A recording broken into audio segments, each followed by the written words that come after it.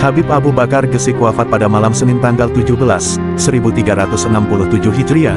Usia beliau saat itu 91 tahun. Saat penduduk kota Gesik mensolati jenazah beliau, ada seorang bapak membeli daging di pasar Gresik. Kemudian bapak itu bertanya kepada penjual daging, "Mengapa pasar ini sepi?" Penjual daging menjelaskan, jika saat itu Habib Abu Bakar meninggal, penjual daging mengajak pembeli daging itu untuk ikut serta sholat jenazah. Si bapak pembeli daging langsung berangkat ke Masjid Jami untuk ikut serta mensolati jenazah beliau, sambil membawa bungkusan daging. Saat akan diangkat jenazah beliau, terlihat sama sekali tidak terangkat, dan para jemaah ratusan ribu heran.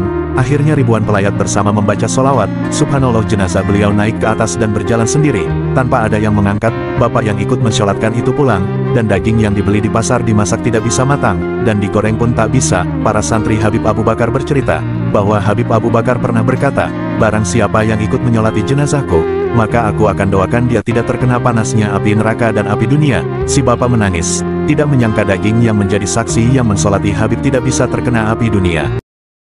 Saat berita Gus Dur dipanggil ke hadirat Allah Ta'ala dengan cepat menyebar ke seluruh pelosok dunia, Datuk Bagu beserta rombongan pun tiba ingin mengikuti prosesi pemakaman Gus Dur. Kemacetan lalu lintas pun tak dapat dihindari, apalagi saat mobil yang ditumpangi mendiang Gus Dur sudah tiba di Jombang. Rais Surya, pengurus daerah Nahdlatul Ulama PWNU Nusa Tenggara Barat NTB, Tuan Guru Turmuzi Badarudin atau biasa dikenal dengan Datok Bagu asal NTB yang juga sahabat Kiai Gus Dur, mobil yang ditumpanginya saat itu ditinggal jauh dari mobil jenazah yang membawanya, karena membludaknya jamaah. Datuk Bagu mengajak rombongan untuk berdoa dengan membaca Fatihah. "Kalau benar Gus Dur itu seorang wali maka kita akan diberi kemudahan," ungkapnya.